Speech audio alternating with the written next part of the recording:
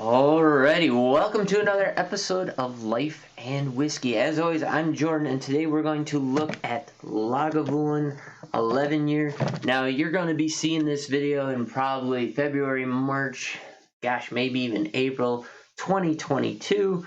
Currently, it is mid-July 2021. This Lagavulin 11 Nick Offerman edition Guinness Cask finish was released in June for Father's Day of 2021. This is the second release. I did not know they did a second release, and so I thought that this was the first release, and that I just happened to score a good deal and find some. Not the case. Also, you'll notice if you look back on YouTube or any other video channels that are doing whiskey reviews, if they do Lagavulin 11 Nick Offerman edition, it's either the original release, or if they did one in 2021, it's going to be this Guinness Cask finish, and they probably did the release or did the review during the release time, which I actually picked this up the last week of May, but a lot of people did it, May, June, somewhere in there. So I bought this at that time. I tried it at that time, but you're not going to see this video and this review until almost a year later. But nonetheless, here we are anyways, and I still have not had the opportunity to try the original release. All the reviews out there make me really, really want to find it, but almost no stores have it. I have looked on like Reserve Bar and a couple other places online. There it's running for like $300. Yeah, like $350, somewhere in there. And I'm not going to pay that. Now, I know because it was a limited release, the scarcity means the value's going up on it, but the MSRP is $75. Same with this. Now, I paid the markup price on this, which was $84.99, so almost $85 at Apollo Wine and Spirits in Rochester, Minnesota. Pretty sure I could have got it cheaper, but I was just so enamored by the fact that I found it, or that my buddy found it actually, that I had to buy a bottle, and I did, thinking I was scoring the deal of the century, and it turns out it wasn't quite what I thought it was, but nonetheless, great bottle. I did not look at Total Wines when I went there, so I went to Apollo first while we were in Rochester making our way into Wisconsin. When I got let's see, we stopped at Total Wines on our way back, and when we stopped there, I did not take note, but I would bet you can probably find this for under $85 for sure at Total Wines. But with that, it is a Guinness Cask finish. It's 11 years, and as you can tell, I may have sampled this bottle once, twice, thrice, or more, along with my wife, because we do really appreciate it. Really enjoy it.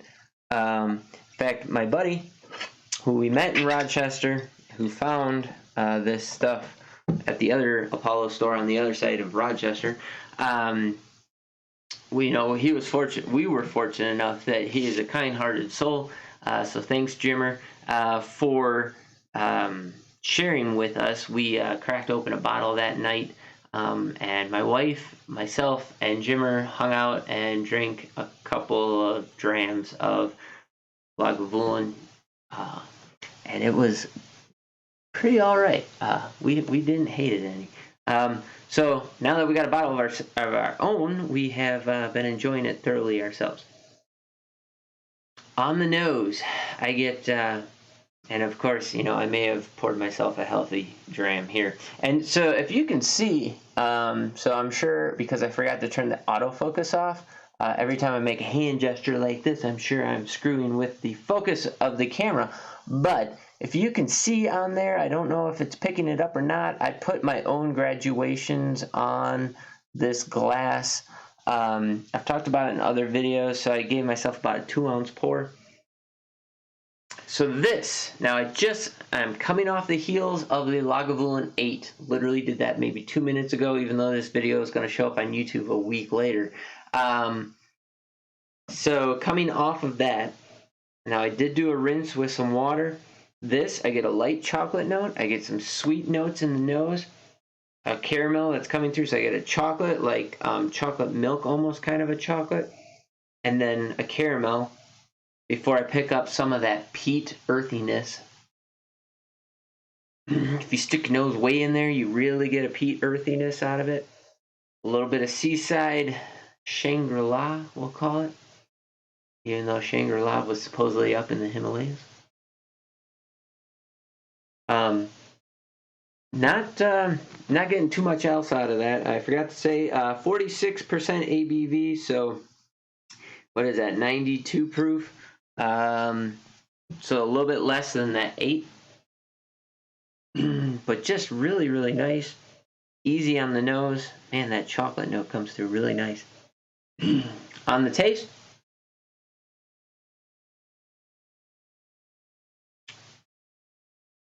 oh, so the taste hits you with this. So you can tell that it is something different, right? And I'm going to attribute all of that to that Guinness cask. Now, I would not say that you can say that is Guinness. If you were told that this was beer, or actually, if you were not told that there was beer, you could probably tell that there was a little something, and you might be able to attribute it to a dark beer of some sort, adding to this.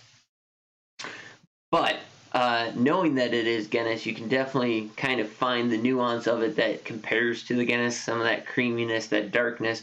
The chocolate comes start to finish all the way through. It's a very creamy milk chocolate type of flavor. The peat smoke hits you about 2 seconds in after, so like it's the tail end of the forward part of the flavor profile. You get a sweet middle with some peat smoke that picks up in there.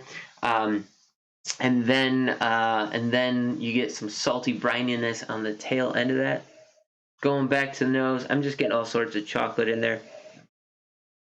You can definitely tell that there's an impact from the Guinness cask. From the Guinness cask that is very apparent as opposed to that 8-year I just had. And even the color difference, you can probably attribute it to some leftover something in the barrel. Unless they added caramel coloring, which they might have. I don't know. I didn't look into that. Okay, let's go back at it.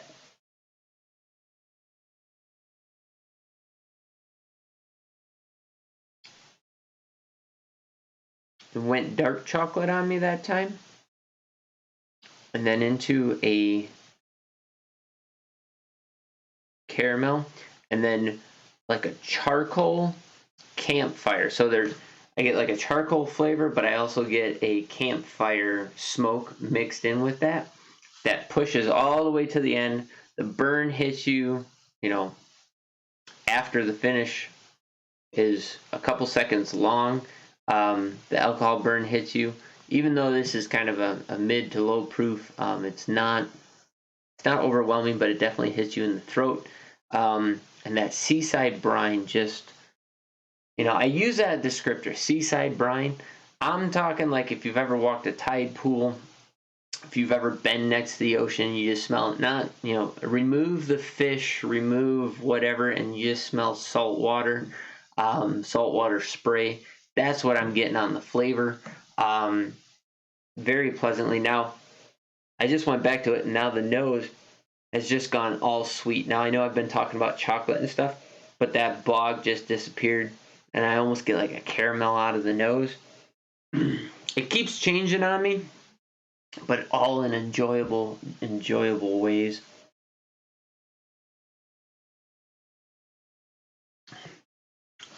Sweet forward, wood and oak, campfire smoke, touch of ash, and salt. There is nothing not to like about this. I will say it's drinking right now. It's early or mid-morning right now. This is drinking hotter than expected, but not bad at all. And mind you, I won't say it's not been a dry week for me, but I've probably I did a couple of reviews yesterday. I did 3 reviews yesterday, and this is my second review today, and the last one I'm doing today. And that's pretty much all the alcohol I've had for probably 6 days. So a little bit more sensitive to probably the ethanol burn than what most people are going to be if they are a daily drinker or something like that. You know, cleansing that palate, let's say. But man, just super, super nice.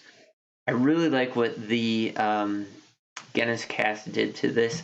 Again, if you didn't tell me, I wouldn't be able to put my finger on it, but I definitely could tell that there's a creaminess there. There's something different than what the 8 represents, and also what you find in the 16. For me, the 16, you get this peatiness, this nice creaminess, but the creaminess that I speak of is of the mouthfeel, not as like actual cream. This actually has cream, like, you know, the head of a Guinness. That's what I'm picking up here. But the 16, I get those nice sweet flavors in the middle and stuff. I get that here, but I get sweet fruit out of the 16. This is definitely sweet chocolate caramel. I never find that in the 16. So yeah, just super, super pleasant.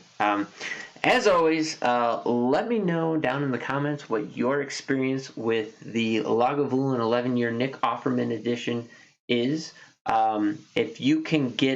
If you've had the original release, I'd be curious what you have to say about that. Also, if you can find the original release, what the price tag on that is. Also, let me know what you can pick up a bottle of this second release for in your area.